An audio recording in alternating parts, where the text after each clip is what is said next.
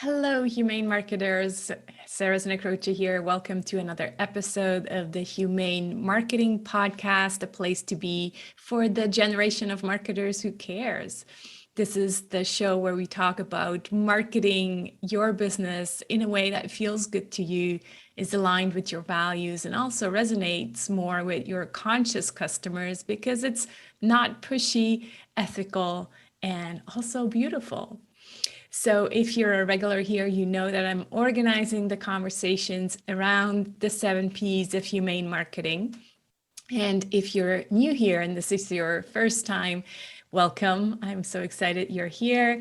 You may want to download your one-page marketing plan with the 7 Ps of humane marketing in the form of a mandala at humane.marketing/one page, the number one and page. So again, humane.marketing/one page. And with that, with no further ado, let's dive into today's conversation. Hi, Marcy. So good to see you and good to hang out with you. We're actually doing a double episode, one for my show, and then I'm going to come to your show as well. So really excited to hang out. I'm really excited. Thank you. So we got to know each other, Marcy, because you invited me to a summit. I ended up calling it a cozy summit because I just felt like it was such a cozy atmosphere. I'm not always a big fan of these huge summits where there's like 50 speakers and, it's almost like overwhelming the people who sign up.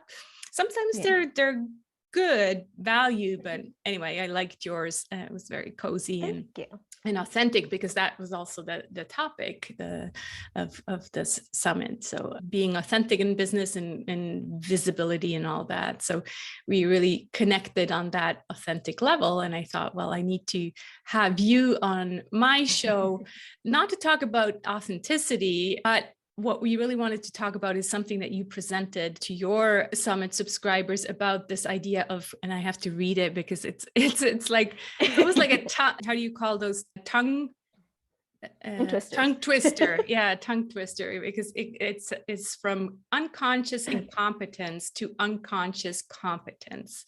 So this idea that you go from the incompetence to competence, but from unconscious to, and I actually said it wrong, from unconscious to conscious, right? No, it's unconscious to unconscious. Yeah. Unconscious to unconscious. We'll explain it more in a minute. Yeah. Okay. Yeah. So anyway, we're gonna unpack that because I think there's a lot to say about that. But maybe before we get into that, you call yourself a speaking and empowerment coach. So tell us what the biggest struggle is for your clients. What do they come to you for?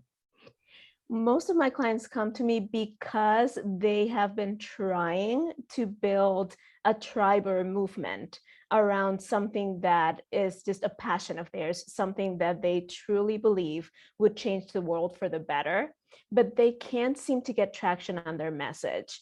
Like they go back and forth on how to present it, or they might even be terrified of the whole idea of standing in front of other people and talking, even if it's virtually. Like a lot of people have a lot of apprehension. In fact, public speaking is the #1 fear in the world. So they are really scared or uncomfortable or unsure about how to get their message out there. So what I help them do is hone in on what their real message is. I help them gain confidence and empower them in their ability to present that message in a way that resonates with other people. And then I help them launch some sort of platform so that they can actually deliver their message and make it visible and accessible to the public. So that's what they come to me for. Sounds wonderful. And you mentioned a term that I think kind of fits with this unconscious incompetence and unconscious competence, which is the word confidence. So you help your clients with confidence. Tell us more about how you would define confidence. We talk about confidence a lot here on this podcast because for, the gentle kind of people, the heart-centered entrepreneurs, confidence is a big thing. So how would you define it? How do you talk about it in your words? My big thing with confidence is we tend to confuse it with self-assurance, right? Like most of the time when we talk about wanting to be confident, what we're really looking for is that sense of self-assurance that I can stand wherever I'm at and look like I know what I'm doing, and where I won't be fidgeting and nervous and unsure about what I am about to do, right? So that is more of a self-assurance issue than confidence. In my view, confidence is something that is dependent on the task and on the situation. Like we can be completely confident in certain circumstances and completely lack confidence in others. And it's the same person, right? So when we talk about confidence per se, in my opinion, we're looking more at competence than confidence. And we can talk about that distinction in a minute if you'd like, but it's this idea that confidence comes from feeling like we have the skill, the talent, and the ability to perform the particular task that is in front of us, not necessarily the overall sense of self-assurance. Those are two different things in my view. It's interesting. So to me, it sounds like one, so the self-assurance is kind of like definitely this inner work to, that you can work on to get self-assurance. And then the confidence, the way you define it, is more like, well, get competent and then you will feel more confident. Confidence. It does feel like we're doing a tongue twister, right? And there are different elements to this piece of confidence, right? And I think that they all somehow intertwine and stem from competence, and what we will unpack in a minute. But it comes from competence, right? From the commitment on actually achieving whatever it is that you're trying to achieve, and from assuming responsibility, right? For that task or that end result. So when I know that I'm not a victim to whatever is happening around me, that I am responsible for the results I produce, when I am committed to getting to that result and I am developing the confidence to get to that result, the competence, there's no way I cannot be confident in doing what I'm about to do. Does that make sense? So you brought in another word, that's responsibility. And so, well, I think it's time that we unpack your concept from unconscious incompetence to unconscious competence, so that we kind of place these different terms at the right places. So tell us all about that. Absolutely. And it might get a little tricky there for a minute, so I'll go a little slowly at the beginning. So there are 4 levels in this transition, and this is not a concept that I came up with. This is something that I've learned throughout my study of leadership, and it begins with what we want to accomplish, whatever skill we want to be confident in, or whatever we want to do. We typically start at the unconscious incompetence level, which means that we don't know what we don't know, right? So we are unsure of what it even entails. We might know that we want to do something with it. We might know that it's important. We might have a preliminary definition of what it is, but we don't know all the skills that are involved. We don't know what we should research. We don't even know where to start, right? So that's the unconscious incompetent piece. From that, we move to conscious incompetence, which means that now we are aware of everything that we don't know. So we've all been in the space, right, where we are trying to get better at something, whatever it might be, and we start looking into it, and then we realize, oh, wait a minute, like let's use business, for instance. Wait a minute, I thought I could just start a business, but I need to learn about marketing, and I need to know about copywriting, and I need to know about audiences, and I need to know about promotion, and I need to know about offers. And we start unpacking all the different things that are involved in it. And suddenly we're really conscious of everything that we don't know. So we get into the space usually of feeling a little bit of overwhelm and of feeling like, do I really need to know all of this? And feeling this big because we realize how little we actually know about the enterprise that we just started. And that's that level of conscious incompetence. As we start just diving into all that research, then we move into conscious competence, which is when we are able to do the thing. So we know what we need to do, but we need to be very conscious and very aware of every step involved in the process. So that's when we might need to rely on checklists, or we might need to rely on scripts, or we might need to get a little hand holding from someone that's going to walk us through the process, right? So we can do it, we're able to perform, but we still need aids and resources to help us through, because we're very conscious of every little step that we need to do. Right. And then we finally get to that level of unconscious competence, which is when we are so competent in that skill that it becomes second nature. It's in our body language, it's in everything we do. It becomes part of who we are. We don't have to think about it. We just do it. And it becomes so ingrained in who we are and what we do that sometimes we even forget that we went through that entire process. And it becomes something that we take for granted because Mhm. it's so comfortable and it's so easy and we are so confident in doing it that we don't even have to think about it. So those are the stages. Yeah, I love that. And when you presented it, you kind of had these steps, right? Like of a Mhm. staircase, and you're going up. I have a bunch of follow-up questions, and maybe also kind of playing devil's advocate about the last Sure. stage. But let me start with the idea of the word incompetence. To me, it has to kind of, has this negative aftertaste in my mouth. I think it's just natural and human to not want to be incompetent. So is Yeah. it always a bad thing to be incompetent?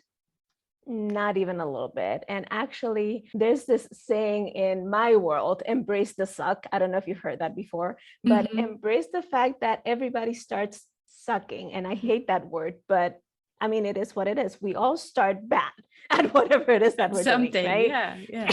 Yeah. And the thing is, once we understand all those terms that we usually assign a negative connotation to as neutral, right? So there's nothing good or bad unless you interpret it as good or bad. Right. Yes, can Yeah. we all agree on that? Yeah. So if we agree on that, then we can see that incompetence simply means that we are not yet competent. So that means there's a lot of room for growth and for improvement, right? Right. And if we embrace this idea that we need to be lifelong learners, then every time we recognize an area of unconscious incompetence, we should get excited about the prospect of eventually becoming competent if it's something that really resonates with us or that is important to us, right? There Mhm. are areas in life that I will always want to be incompetent in, right? There are things that I just have absolutely no interest in learning at Right. all Yeah. whatsoever. Like I have no interest in learning how to play football. I have no interest, there are certain things that I'm just not interested in, and you as well. So it's okay to Yeah. recognize that those are areas of incompetence. And even as we build businesses or even as we grow our movements, it's important to recognize those areas of incompetence and be honest with ourselves about whether that is something that we want to build the competence in, or if it's something that we simply want to get alongside someone else who is competent at it, who gets passion from it, who loves it, and then partner with that person, because that's part of the beauty, I think, of what you propose as humane and gentle marketing, right? Is we don't have to know it all. We can be in collaboration with other people, and that Totally. expands our ability to be competent. Yeah, or even just not do it at all. Like I'm thinking of, Mhm. the social media things. Well, I'm definitely incompetent on Instagram. I could partner with someone who's competent, but maybe I just don't want to. So I can also just Absolutely. say, not for me. It's okay that I'm Absolutely. not there. Yeah. Yeah, I really Absolutely. appreciate you saying that. And then the other end of the spectrum is the unconscious competence, where Mhm. sometimes it's also good to still have that beginner's mind all the time, right? And I think you kind of hinted at it. It's like this risk Yeah.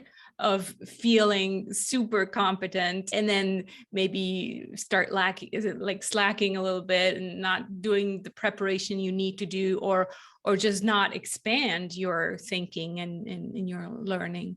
Have you seen that Yeah. as well? Yeah, and not only that, and I will touch on what you just said, but I would add to that the layer of I very often have clients who come to me with this belief that they don't have anything special to offer the marketplace. Like there's nothing unique about them at all. And that stems from being so deeply into unconscious competence that they can't even recognize their talents anymore. Like they come so naturally to them that they don't see it as something special. But Right. what is an unconsciously competent area for you is most likely something that somebody else is having a hard time with or wanting to learn more about. So there's two dangers to this area of unconscious competence. And I will tell you in a second what I believe the solution to that is. But it's like you mentioned, is first getting really lackadaisical about it and being all like, oh, it's fine. I don't need to worry about it because I'm just so good at it. I just don't need to grow anymore. I don't need to worry about it anymore. And on the other side, becoming so disattached from it, right, that you don't even recognize it as a talent or an ability or a value that you can bring to the marketplace anymore, right? So my solution to that is to understand that there is always room for growth no matter where you're at, and to develop what is called, and I forget the lady's name right now, but I will think of it, a learner's mindset, right? So it's just this idea of always being in a position to learn more, to grow more, to see. And a lot of that has to do with the environment that you surround yourself with and the networking and the connections that you make, right? Because as you get in touch with others who are also really competent in certain areas, you start to realize, oh, wait, I never thought of it that way, or I never saw it this way, or I never experimented with doing it that way. And you start to see that there's always even more room for growth. Yeah. At the same time, when I think about, marketing and humane marketing, I'm kind of like, if I always look somewhere else, then I also kind of lose my own way again. So it really is you need to find the balance where it's like, okay, I do always want to get, inspiration from others and see what others do and keep learning. And yet, stay in on my own lane and say, no, this is how I'm going to do it without necessarily being influenced how other people do it. So it really is that, balance that you need to find for yourself. And I think that that's where the authenticity piece comes in. When you really know who you are and you really are in tune and aligned with your values, there are certain things that you're going to see others do that are immediately going to cause a resistance, in the sense of, no, that doesn't sound like me, or that doesn't look like something I would venture into. And it's trusting that, right? Like there are certain levels of resistance where you need to step into it and just risk it, because that's where your next level of growth is. But there are certain things that are just so against your nature, against who you really are, that just that resistance is saving you from being inauthentic, from stepping outside of your values or of your vision. So it's being really aware. And I think both you and I agree in that the very first step in anything that we endeavor has to be complete awareness, right? And so being 100% aware of what your limitations and your boundaries are, and being almost maniacal about not giving up your boundaries and not giving up your authenticity and your integrity. I think that that's where the balance is found. Yeah. I'm so glad you're bringing this up. This reminds me of a story that I wanted to share about, my own realization of these things that you're like, oh, but other people are doing this. Like recently I looked that into book marketing because somebody approached me on LinkedIn about book marketing. I'm like, well, yeah, I guess I could do more with the book and, market it. And so I was like, okay, let's get on a Zoom call and have a conversation about this. And then the minute, this guy started to, because I asked him specific questions. What are you going to do? How are you going to do it? And he's like, oh, I'm just posting on social media. I'm like, whoa, tell me more, tell me details. And he's like, oh, I'm just going to post it on different groups. And I'm like, something's fishy here. I think, this is not going to work out.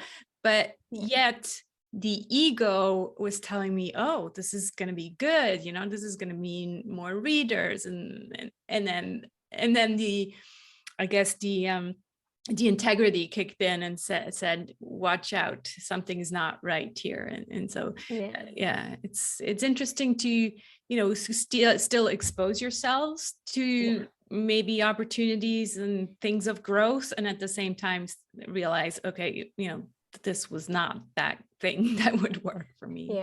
And also being gentle with ourselves, in the sense of understanding that we evolve, right? And so very often we start businesses or ventures with an idealistic view of what we are going to create, based on this dream, imaginary utopian world that we created in our heads before we dove into what it really is, right? Right. But as we're exposed to the reality of how things tend to operate out there, we evolve. And that's just the truth, right? Sometimes we find ourselves going, oh, wait a minute, maybe I can explore this, or maybe I should do that.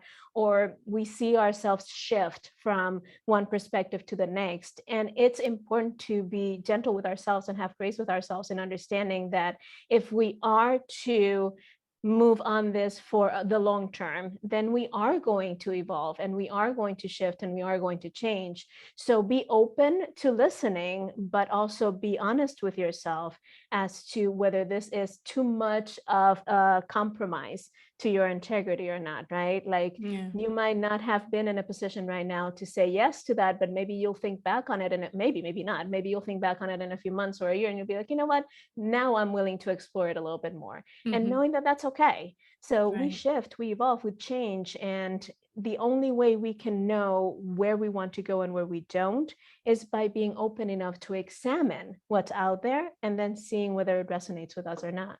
Yeah. Yeah. When you were talking about this journey from incompetence to competence, I was thinking about my own journey. For example, with what came up was the webinars that back in the days, I remember I would have, the webinar slides, and then I would print out, or I would ask a friend for some cardboard to kind of, because her husband works in a printing shop. And so I would get these cardboards and really map out every single slide what I was going to say, and then I would practice it, like, at least 2 times, go through the whole thing, see how much time I needed for each. And yeah, it was like a big deal every time, right? I was like, no, I don't feel confident if I don't practice.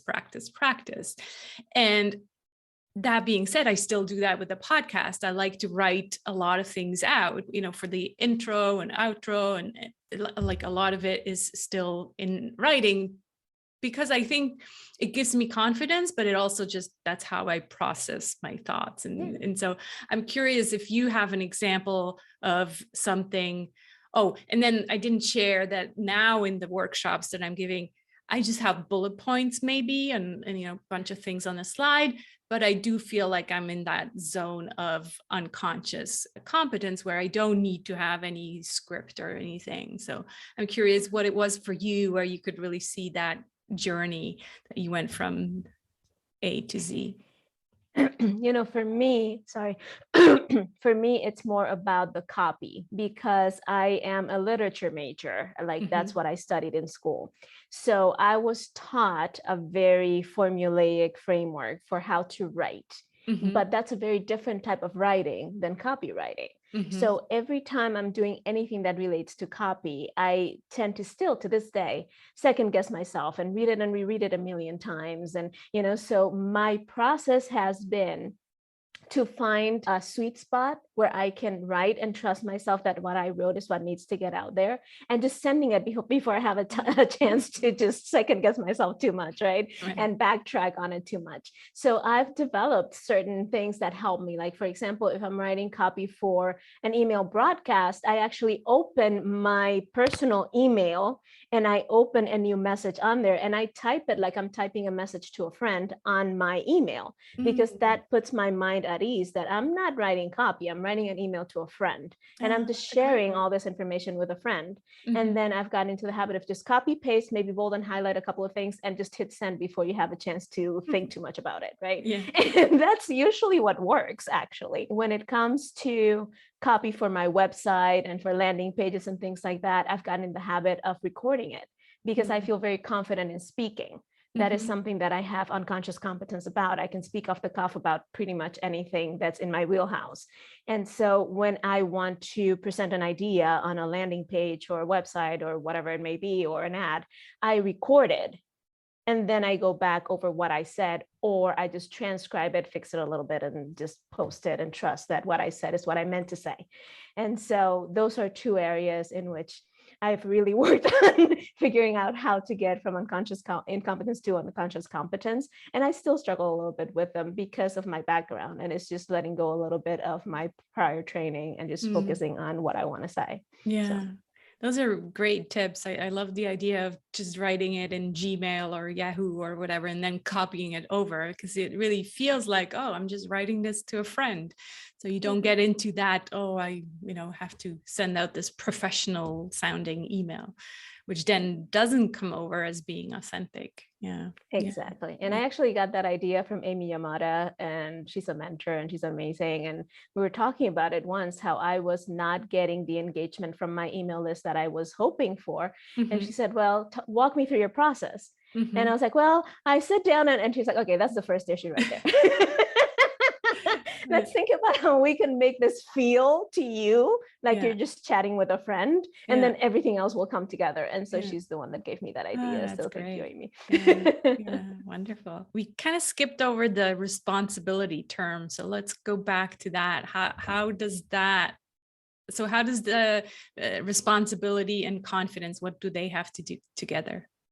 Okay, so one of the things that I have found in my own work with myself and in working with clients is that if we have any kind of victimized view in terms of what we're doing and the results we're getting, that gives us a backdoor. So that gives us an excuse or a justification for not trying, for not doing, and for not reaching, right? So the more we can move away from that into responsibility, the more confidence we can develop in the fact that whatever result we're getting is within our control. So if we don't like it, we can fix it, right?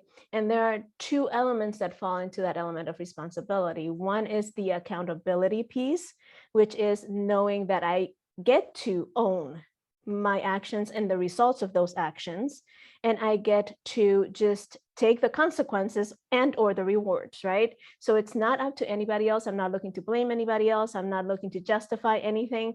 Did I do what I said I was going to do? Yes or no, and why? And then I get to own it, and that helps me shift if I need to, so that the next time I do get to the result, right? And the other piece that goes into the responsibility issue is this idea of self-regulation, which is knowing how far I'm willing to go, right? So understanding that it might take a little while, that it might not happen right away, that I might need to risk certain things, that I might need to give up some comforts or some things that are nice for me if I'm really working towards this particular field or this particular result, right? So if I can assume ownership, which is the accountability piece, and also regulate myself in understanding that there will be some sacrifices, probably, that there will be some things that I get to do differently or that I get to shift, then I am in full responsibility and I can shift the confidence lever, because I understand that whatever the end result is up to me. It's not up to anything else or anybody else. The circumstances are not to blame. The people are not to blame. It's just me. What am I willing to do, and how far am I willing to go? I just love that piece so much of the responsibility, and I have not heard it before in the context of confidence. And I think it's all there. It's that's really it. And I'm not blaming people who are lacking that responsibility piece. I'm blaming the whole online system, really, the online gurus, and the way we've been treating clients and subscribers and et cetera, because we've taken the power away from clients. And so no wonder they felt like could just give up responsibility. Let me show you how my webinar made $1 million in 3 weeks. Here are the 3 steps, right? Well, great. Yeah. I don't have to take responsibility. You're just going to spoon feed me the information and off I go. And then, of course, they can fall into the victim because it's not working. So that responsibility piece is so important. And I think we really need to talk about it more, that the things don't, I think it goes together with this idea of things don't just come easy. It takes work to go from incompetence to competence, and the confidence piece fits in there as well. So you do have to take responsibility, but that also means that us as the leaders or the entrepreneurs have to be willing to share the responsibility or give the responsibility back. And that's really what I'm trying to do in the Humane Marketing Circle. I'm saying, look, I'm not your guru. I'm not going to teach you step-by-step things and tutorials and whatever. Like, I'm wanting to work with responsible human beings, right? I don't, do you Absolutely. see any examples where that is really addressed? Well, I think as COVID has shifted the way we do business online, because it has become such an integral part of everything that we do, right? So everybody now has some knowledge of how online works, period, right? Yeah. So I think as the world has shifted because of everything that we went through with COVID, people are becoming more and more savvy and more aware of those red flags, right? Like everything starts just sounding alarms around this idea of, yeah, you can do it in 90 days, or no, you can do it in 3 steps, or no, you can do it in whatever. And there is a piece to marketing in general where we want our clients to feel like they have what it takes to do it, right? But I think the danger comes in oversimplifying or overpromising, right? And that happens too much still. I know I've had the experience of signing up for $10,000 programs that promised me 6 figures in 90 days. And I went through the program, I did what I was supposed to do, did not get the 6 figures in 90 days. And then when I went to talk to the guru or the person in charge, they were like, no, you didn't do it exactly the way I told you to do it. So there's always, I don't know, there's always a touchy element to that, right? And there's, again, a balance that we want to achieve, because nobody's going to sign up for something where they feel like it's impossible to achieve. But we also need to be clear on the fact that, well, if you put in the work, when effectively applied, then this is the end result you can work towards. But I can't guarantee when or how, because that depends on your effort. So putting it back on the client in that sense, I think it's important. And I think we're doing a little bit better, at that since COVID, because like I said, people are just overloaded. Everybody has a summit, everybody has a webinar, everybody has a challenge, everybody has a something that we're offering for free with these big promises. And then they see themselves signing on and not getting the results and wondering, okay, where was the missing piece? And I think a big part of the missing piece, like I think every single person who's promoting has I believe, and I want to believe, that has the intention of helping the people produce the result. I think the missing link is in giving the other person, the client, the responsibility piece and helping them understand that, look, these steps will work to the extent that you do. So I'm going to help you work them, but you have to work them. Yeah, it's so interesting. I was recently on a pre-podcast call where the lady was, basically asking me, what 5 steps can you share? And I'm like, I don't really work in 5 steps. Like, it's a lot about finding what works for you. And so she's like, no, but I can help you nail it down. Just give me 5 steps. And I'm like, you know what?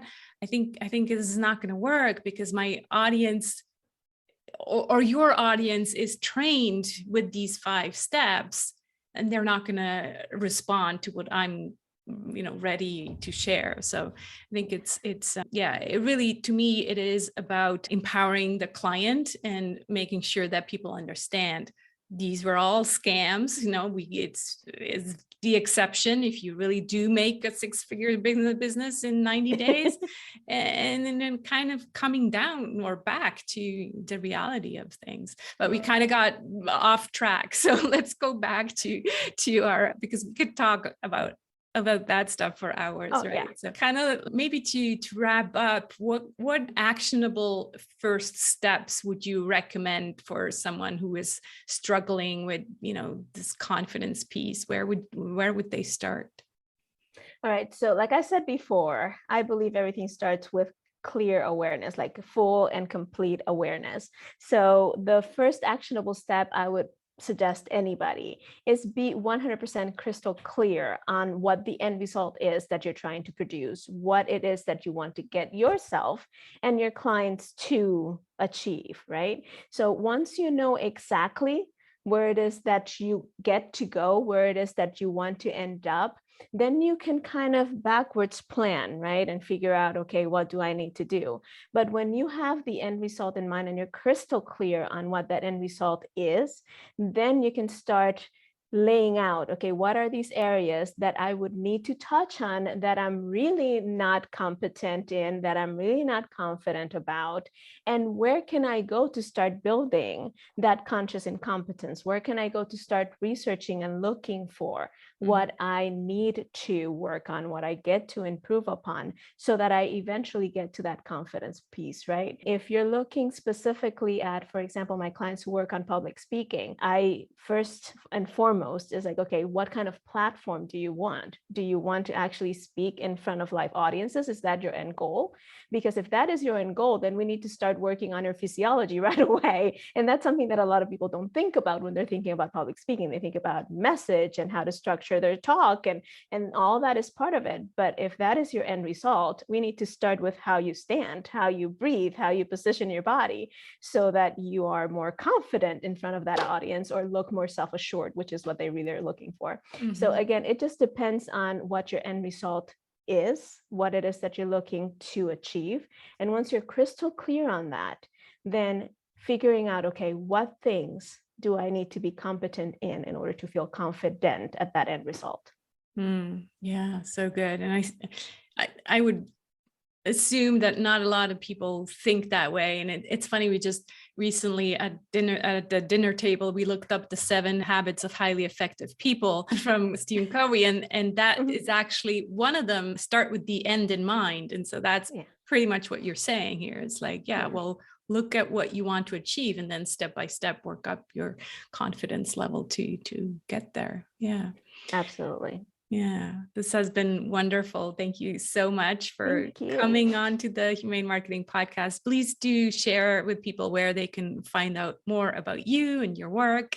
And I believe you also have a download for people to go to. Yeah, so as we are speaking, my website is in reconstruction, but by the end of the week, you can go to marcyamaro.com and just look up more information, or you can find me on Instagram or LinkedIn. Just search Marcy Amaro and I will come on, the only one with gray hair. So that's how you find me, the only Marcy Amaro with the gray hair. And yes, I have downloadable to share with you. I will share the link with Sarah so she can share it with you guys, because it's a little bit tricky since my website is down. But it is a downloadable of the Tough Talks checklist, which is just a checklist that walks you through how to have tough conversations in business and in life so that everybody involved ends up feeling heard, understood, and respected in the process. So wonderful. And I have one last question for you, Marcy, and that is, what are you grateful for today or this week? I am grateful for my kids being home, and I've been getting to spend a lot of time with them. And I'm grateful for the sunshine and for my little dog that keeps me on my toes. She's actually right next to me right now. Wonderful. That's great. It's been so fun hanging out with you, Marcy. Thank you so much. It's always fun hanging out with you. Thank you, Sarah. Thanks so much for watching and being part of a generation of marketers who cares for yourself, for your clients, and for the planet. We really are change makers before we are marketers. So go ahead, be the change you want to see in the world. And I hope to see you again next week. Take care.